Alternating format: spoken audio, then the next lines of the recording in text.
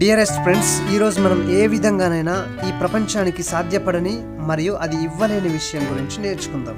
అదే ప్రకటన గ్రంథంలోని 7 ధన్యతలలో రెండవది, ధన్యతతో కూడిన ఆదరణ. ప్రకటన గ్రంథము 14వ అధ్యాయం 13వ వచనం. అంతటా ఇప్పటి నుండి ప్రభువునందు మృతి నొందిన మృతులు ధన్యులని రాయుమని పరలోకం నుండి ఒక స్వరము చెప్పగా వింటిని.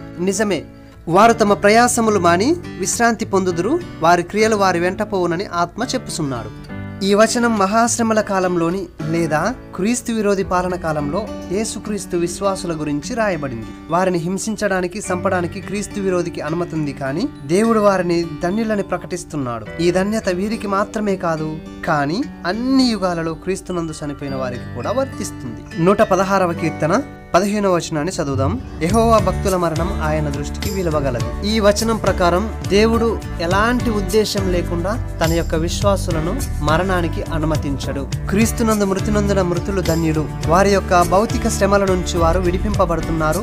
క్రీస్తు విరోధిని ఆరాధించనందుకు 1,44,000 మంది యూదులను మరియు వారి ద్వారా స్వార్థ విని క్రీస్తును అనుసరించువారు వాడి ముద్రను చేతి మీద లేదా నుదుటి మీద వేసుకొనందుకు ఆహారమును కొనుక్కునే అమ్మే అధికారం లేదు.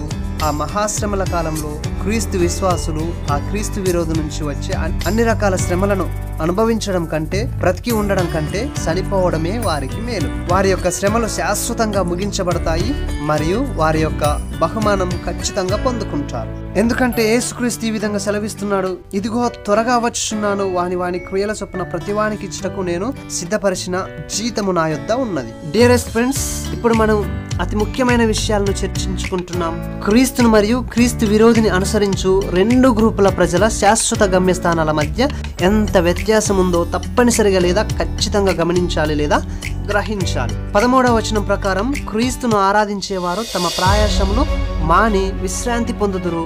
వారి కన్నుల ప్రతి బాష్ప బిందువును దేవుడే తుడిచివేయును. దేవుని నివాసం వారి మధ్యన ఉంటుంది. వారి నమ్మకత్వానికి ప్రత్యేకమైన బహుమతులు వారు పొందుకుంటారు. ఇదే వారికి ధన్యకరమైన ఆదరణ. ఈ ప్రపంచం ఇవ్వలేనిది ఇదే, మరియు ధన్యకరమైన నిరీక్షణ ఉందని మనం అర్థం చేసుకోవచ్చు. ఇప్పుడు ఇదే అధ్యాయము 11వ వచనం చదువుదాం. వారి బాధ సంబంధమైన పొగ యుగ యుగములు లేసును. ఆ క్రూర మృగమునకు గాని దాని ప్రతిమకు గాని నమస్కారం చేయువారును దాని పేరుగల ముద్ర ఎవడైనను వేయించుకుని ఎడల వాడును రాత్రింబగళ్ళు నెమ్మది లేని వారై ఉండును. ఈ వచనం గంధకాలతో మండే నిత్య అగ్నిగుండం గురించి మాట్లాడుతుంది. డియరెస్ట్ ఫ్రెండ్స్, ఇప్పటి వరకు మనం 2 రకాల మనుషులను చూసాం.